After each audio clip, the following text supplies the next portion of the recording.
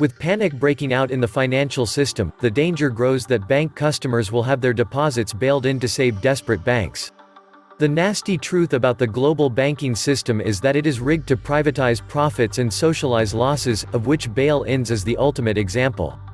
The system is designed so that the risks by the bankers in their reckless financial gambling with other people's money are ultimately borne not by the bankers, but by households.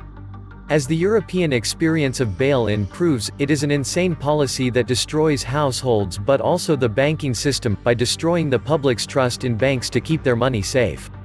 Americans must stop this policy in its tracks and fight for a Glass-Steagall separation of the banks instead, to keep deposit-taking banks separate from the risks of financial gambling.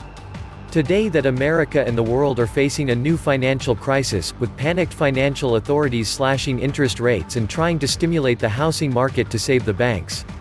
Warning signs are all over that bail-ins are on the horizon for savers and depositors. A bail-in is when a bank recapitalizes itself by tapping its creditors, including depositors. Practically, a bank confiscates private property to indemnify itself for losses it has suffered. The wealthy and powerful have been siphoning off our wealth by stealth. Now they're getting ready to do it in plain sight. There is no accountability. The banks can continue with risky speculations, pay themselves and investors huge salaries, bonuses, and dividends, then steal our savings if it all goes pear-shaped. Not on. The next crisis will come straight after all the legislation is passed, so that's why the cash ban is so important to fight and stop. The cash ban is the final step to bail-in. The bail-in is the ultra-insane culmination of the too big to fail doctrine. By this doctrine, any and all assets, public or private, in our financial system can and will be sacrificed, stolen by the big banks, to prevent any of the big banks from failing, that is, going bankrupt as a consequence of their own reckless gambling. The truth is that banks in most Western nations are vulnerable to bail-ins. In the coming months, another banking crisis will hit. When it does, bank accounts will be frozen, and deposits will be used to bail in the banks. Canada, New Zealand, the US, the UK, and Germany have all implemented legislation that would allow them to first freeze and then seize bank assets during the next crisis. Bank depositors are now considered shareholders and, in a bail-in scenario, will lose some or all of their deposits.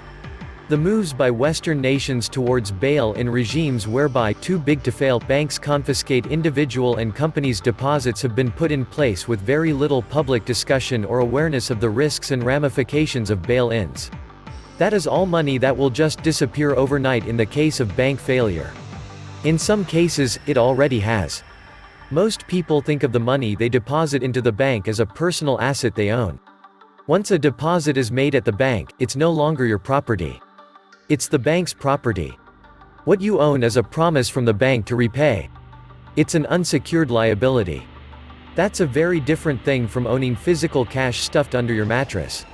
The whole template for this was set out in Cyprus. The first bail-in perpetrated in the Western world occurred in Cyprus in 2013. People in Cyprus had to find this out the hard way. Jerome Powell was a central figure in the development of the bail-in strategy in the US, having been involved in simulations of large bank failure as far back as 2011, as well as the development of the strategies put forth in Dodd-Frank bill, namely 1. That banks develop living wills, or plans for rapid and orderly resolution in the event of material financial distress or failure of the company, and include both public and confidential sections. 2. Bail-ins, programs through which the FDIC would seize a failing bank's systemic importance and wipe out all of its shareholders' capital as well as much of bondholders in order to prop the bank up. This makes one wonder.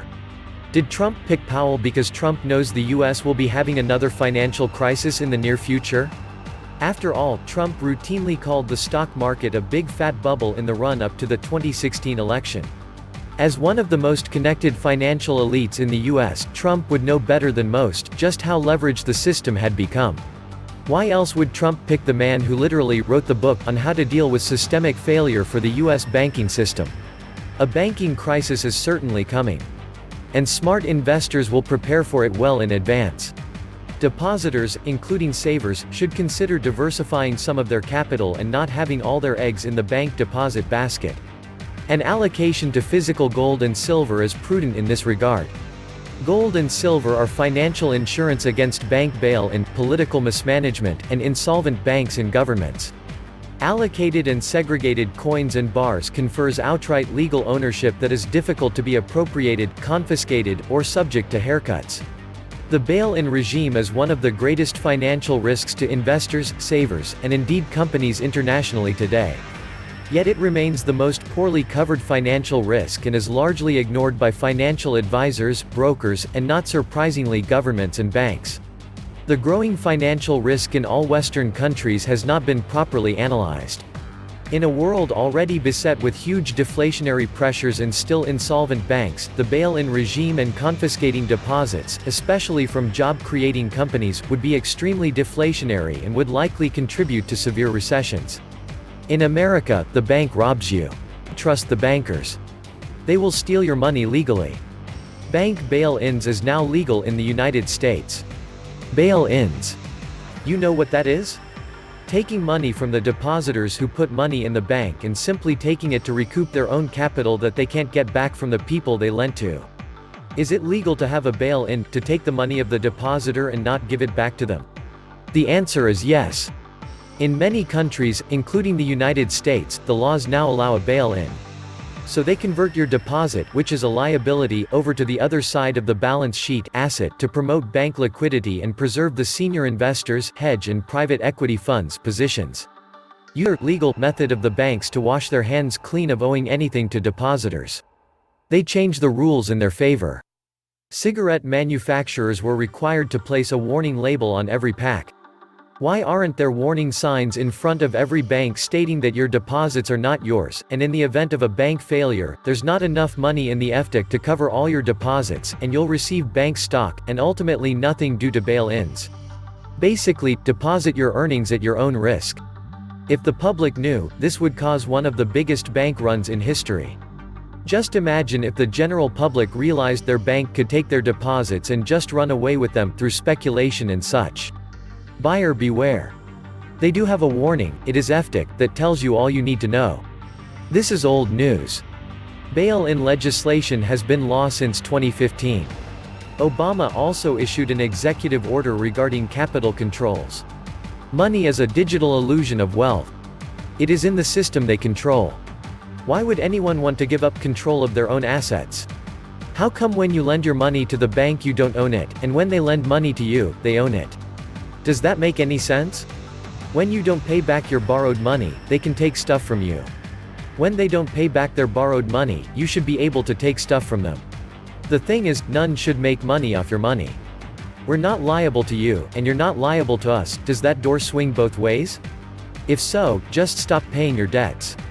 People need to start asking themselves, if the Fed can print endless money, why do banks need to seize mine in a crisis, and why the hell are we paying taxes if the money can just be typed into existence? I know the short answer is control of humanity. But if people could think in these terms, they might start bucking the system. When taking out a reasonable amount of cash from the bank and the teller asks you the reason why, say loudly, "I'm worried about a banking financial crash."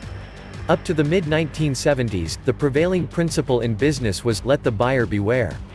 In other words, it was up to the consumer to make sure that they were fully informed about the product or service they were about to purchase, and the seller's responsibility, in general, ended with sale.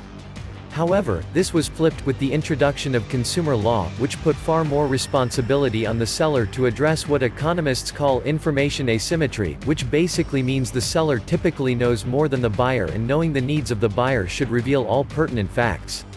This was necessary because the nature of what was being bought and sold was becoming far more complex. A simple example, if I was buying a printer for an Apple computer and I am sold one which only works with Windows, and the seller knows or should know that it was not appropriate, then I am entitled to take it back and get a refund under current law. In the past, it would have been my responsibility to know. The average person would never think that their wealth was at risk when they deposit money in a bank, especially after the government response when they basically backed the banks with the American government balance sheet. The point I am leading to here is that I think that a massive asymmetry of information exists with the bail-in legislation. The banks understand what it is all about. Basically means they can undertake high-risk activity because they know that they can always grab deposits if things go pear-shaped. Bank executives are risking other people's money for their own bonuses with no accountability for losses. The government is just being led like sheep by the world power elites without a real understanding of where they are taking us. People need to be informed that their deposit is actually a loan to the bank for which they may or may not get interested and indeed may have to pay the bank for keeping their money safe. Additionally, and most importantly, it is at risk. People need to fully understand this new paradigm before it is implemented so they can consider what alternative arrangements they might make. This can't be just sprung on us in the middle of the night in the same shady backroom deals. It would be sufficient to have just a change in the terms and conditions, as it is such a fundamental change to people's understanding of what a deposit account is. There is a principle in law that, in matters such as this, the average person, the man who rides the Clapham omnibus, needs to fully understand the implications of this law. Amerification of deposits remains vital, and one important way to protect against a bail-in is owning physical gold. Taking delivery of gold coins and bars and owning bullion in allocated and segregated storage in the safest vaults in the world is a prudent way to protect against the deposit bail-in regime. The Fed, banks, and the government are worse than the mafia. As an expat living overseas, any funds beyond $10,000 in my foreign bank account are reported to the IRS and Treasury. So much for life, liberty, and the pursuit of happiness. If you don't hold it, you don't own it. Fractional reserve banking. Print money from thin air for me, lifelong debt for thee. The Fed, probably. Leave monthly bill money in your bank account, and put everything else in physical wealth. I am betting it all on silver. This was the Atlantis Report. Please like, share, subscribe.